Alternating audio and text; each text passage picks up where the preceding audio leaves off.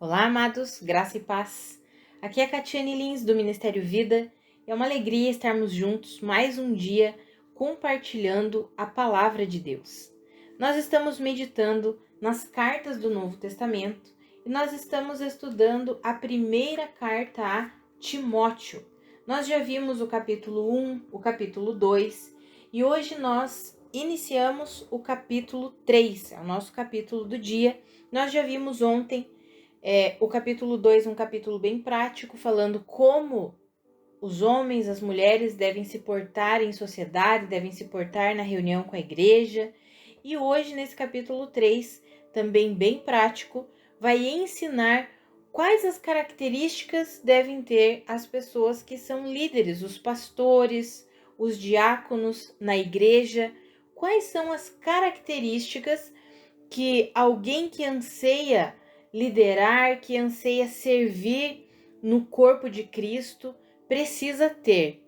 Amados, vale lembrar que o apóstolo Paulo está escrevendo essa carta para Timóteo. Timóteo estava pastoreando a igreja de Éfeso e o apóstolo Paulo explica, ensina, encoraja Timóteo a saber lidar com todas as situações concernentes à igreja local que ele estava pastoreando.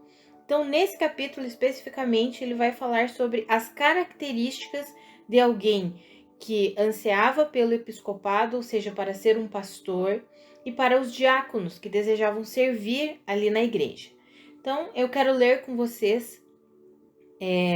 O texto é pequeno, não é tão longo esse capítulo, são 16 versículos, e nós vamos ler aí quase todo o capítulo. É um capítulo autoexplicativo, digamos assim, então nós vamos passar aí por toda a palavra de Deus. Então eu quero começar com você, aqui no capítulo 3, do versículo 1 em diante, está escrito assim: esta afirmação é digna de confiança. Se alguém deseja ser bispo, deseja uma nobre função. É necessário, pois, que o bispo seja irrepreensível, marido de uma só mulher, moderado, sensato, respeitável, hospitaleiro e apto para ensinar. Não deve ser apegado ao vinho, nem violento, mas sim amável, pacífico e não apegado ao dinheiro. Ele deve governar bem sua própria família, tendo os filhos sujeitos a ele, com toda a dignidade. Pois se alguém não sabe governar sua própria família, como poderá cuidar da igreja de Deus? Não pode ser recém-convertido, para que não se ensoberbeça e caia na mesma condenação em que caiu o diabo. Também deve ter boa reputação perante os de fora, para que não caia em descrédito e nem na cilada do diabo. Veja, amados, que aqui o apóstolo Paulo dá direções para Timóteo a respeito de como realizar a escolha dos pastores. E aí ele fala sobre as características que os pastores precisam ter. E é interessante porque são características que preservam a igreja como corpo de Cristo e características que preservam o próprio pastor. Ou seja, o apóstolo Paulo estava ali se preocupando para que os pastores que assumissem o cuidado com a igreja, o pastoreio com a igreja, eles não denegrissem nem a imagem da igreja, do evangelho, e nem a própria imagem, que eles de fato fossem pessoas que estavam comprometidas com a vida cristã, pessoas que estavam comprometidas com o evangelho e que tivessem o quê? Experiência na fé. Olha o que fala ali, não pode ser recém-convertido, para que não se ensoberbeça e caia na mesma condenação que o diabo caiu, ou seja, no orgulho. Começa a se orgulhar, começa a achar que está pastoreando porque ele é bom, porque ele é poderoso. Então, amados, são conselhos práticos que nós podemos trazer para a nossa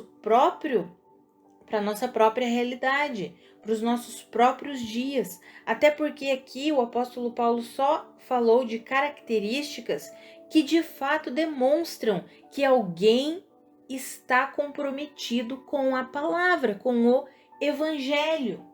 Alguém que está comprometido com a palavra de Deus, aqui falando sobre os homens, ele vai ter a sua própria família, ele tem os seus filhos sujeitos, ou seja, filhos obedientes a ele.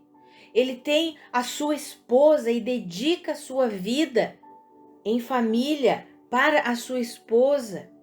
É uma pessoa, um homem que é amável, que é pacífico, que não é apegado ao dinheiro.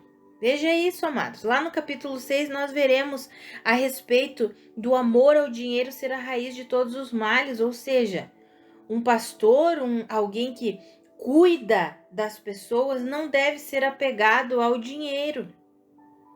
Também deve governar bem a sua própria casa, a sua própria família. Por quê? Porque alguém que não consegue governar bem a sua própria casa, como que vai governar a casa de Deus, a família de Deus, a igreja local, se ele não consegue sujeitar os próprios filhos ao ensino que ele ministra? Como que ele vai sujeitar uma igreja ao ensino que ele ministra? Ele deve estar apto para ensinar, ou seja, é alguém que primeiro conhece a palavra de Deus para então poder ensinar os irmãos. Veja que são coisas práticas. É uma pessoa que tem que ter uma boa reputação perante os de fora. Por quê? Para que não caia em descrédito e nem na cilada do diabo. Ou seja, aquilo que eu mencionei, ele zela tanto pela reputação em prol da igreja, para que o corpo de Cristo, para que o evangelho não seja denegrido, mas para que o próprio pastor não seja denegrido. Então precisa ser alguém que a vida demonstre frutos. Em que sentido? A vida dessa pessoa demonstra que de fato ele vive o evangelho de Cristo Jesus. Amados, nós sabemos que ninguém é perfeito, age perfeitamente em todas as circunstâncias. A gente sabe que não funciona assim. Infelizmente, vivemos no mundo, temos o nosso corpo ainda corrompido, vivemos nesse mundo corrompido. A nossa vida aqui é pela fé, então nós sabemos que as pessoas falham, pastores também falham, pastores também erram. Mas essas características nos mostram que uma pessoa que é comprometida com o evangelho, ainda que erre, ainda que tenha suas falhas, demonstrará pela sua vida que ele está apto para ser um pastor, que ele está apto para cuidar dos filhos de Deus, das ovelhas que o Senhor colocar para essas pessoas.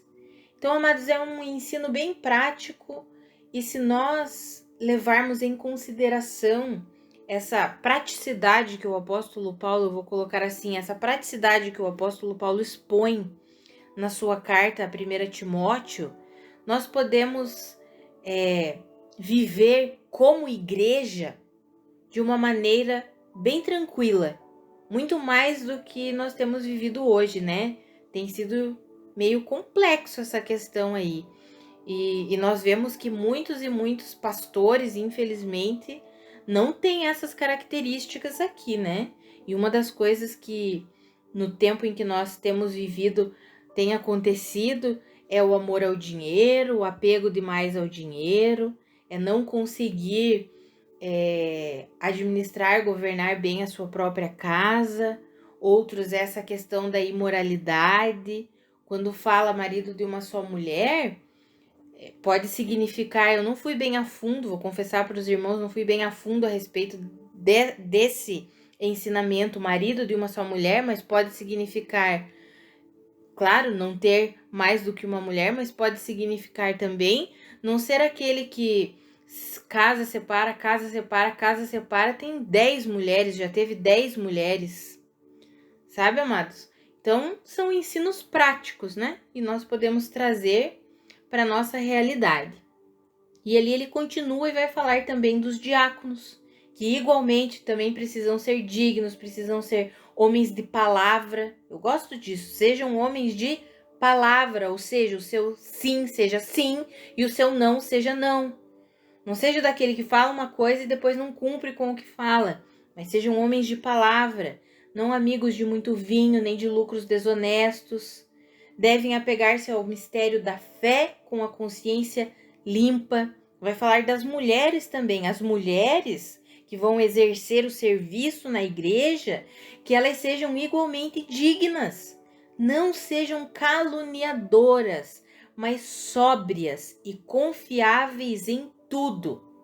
Me permitam, mulheres, como mulher, eu quero dar essa palavra para as minhas irmãs. Amadas, nós precisamos aprender com o Espírito Santo a fechar a nossa boca, a parar de caluniar e a parar de falar mal das pessoas. Às vezes nós nos reunimos como mulheres, eu vou contar só como um pedido de oração. Não, está lá falando mal, caluniando dos outros. Que a gente aprenda cada dia mais aqui a controlar a nossa língua, a fechar a nossa boquinha. Se as palavras que nós vamos falar não trazem edificação nenhuma, então que a gente fique quieta. Que a gente pare de julgar os outros. Até porque com a mesma medida que nós julgamos, nós seremos julgados. Com a mesma medida que nós medimos, nós seremos medidos. Então, amadinhas do Senhor, essa é uma palavra para mim, primeiro para mim como mulher, mas eu encorajo vocês, minhas irmãs, para que juntas nós possamos fechar mais a nossa boca. Nós possamos controlar mais a nossa língua. Sejamos mulheres dignas e confiáveis em tudo. Se alguém chega, se uma irmã chega e abre o coração dela para você, guarde para você, não fique contando, mas é a minha melhor amiga, eu vou contar para ela. Daí aquela melhor amiga tem uma outra melhor amiga. Eu vou contar para ela, de repente tem 10 pessoas sabendo o que uma pessoa confiou a você. Se aquela pessoa confiou o coração dela, abriu o coração dela a você, guarde entre você e Deus. Ore pela vida da sua irmã, mas não vai ficar contando. Isso é calúnia, amadas. Estou falando aqui na liberdade do espírito como mulher, amadas. Como mulher, nós precisamos guardar a nossa língua. E o Espírito Santo nos ajuda nisso. Se você tem dificuldade, se você fala demais, peça ao Senhor, Ele te ajuda. O Senhor é o nosso maior ajudador. E nós precisamos aprender a ficar mais quietinhas, a abrir a nossa boca para falar coisas que edifiquem. E aí ele continua, vai falar ali dos diáconos, que também devem ser maridos de uma só mulher, governar bem os seus filhos, a sua própria casa. Os que servirem bem alcançarão uma excelente posição e grande determinação na fé em Cristo Jesus.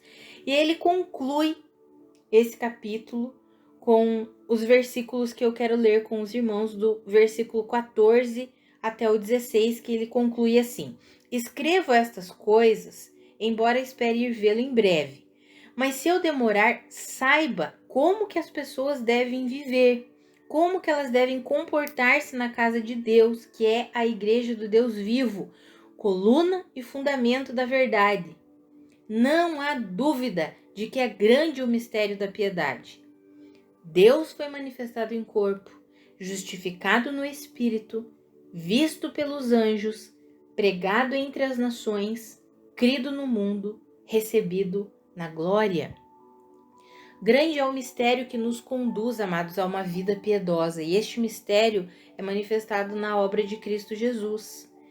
Deus, o próprio Deus que foi manifestado em corpo por meio de Jesus Cristo, foi justificado no Espírito, visto pelos anjos, pregado entre as nações, crido no mundo e recebido na glória. Esse é o mistério para que nós possamos levar uma vida piedosa. Esse é o mistério da piedade. É confiarmos na obra consumada de Cristo Jesus. Então, para que os líderes possam ter todas essas características que nós vimos aqui, pastores, diáconos, aqueles que servem na igreja, aqueles que governam, aqueles que lideram, tem que ter todas essas características, ou seja, levar uma vida piedosa. Como que eles poderão viver essa vida dessa maneira? Como que eles poderão, de fato, levar uma vida piedosa? Confiando completamente na obra consumada de Cristo Jesus, sem se desviar da genuína fé no Senhor Jesus. Então, que eu e você possamos trazer esse ensinamento para a nossa vida prática e nós possamos viver assim. Nós possamos colocar tudo isso em prática, sabendo que nós seremos amáveis, pacíficos, não apegados ao dinheiro, que nós saberemos cuidar da nossa vida. Mulheres, nós conseguiremos ser dignas, confiáveis, não caluniadoras, pelo poder do Espírito Santo que habita em nós. Por isso que nós precisamos manter, amados, todos os dias um relacionamento com Deus, crescer nesse relacionamento com Deus, porque é pelo poder do Espírito do Senhor que habita em nós que nós somos capacitados a levar essa vida piedosa. Vamos orar? Pai, muito obrigada pela tua palavra, muito obrigado pelos teus ensinamentos. Obrigada, Senhor, porque nós podemos compreender que com a tua ajuda nós somos capacitados a colocar em prática a nossa vida cristã. Pai, eu oro pela vida dos meus irmãos para que eles sejam fortalecidos com a força do seu poder e sejam ensinados pelo teu Espírito a viverem de maneira piedosa, colocando em prática a tua palavra, que nós sejamos como igreja um testemunho vivo do teu poder, da tua graça, do teu amor, da tua unção, Pai, em nome de Jesus. Amados, que a graça e a paz de Cristo sejam multiplicadas sobre a sua vida. Um grande abraço e até amanhã.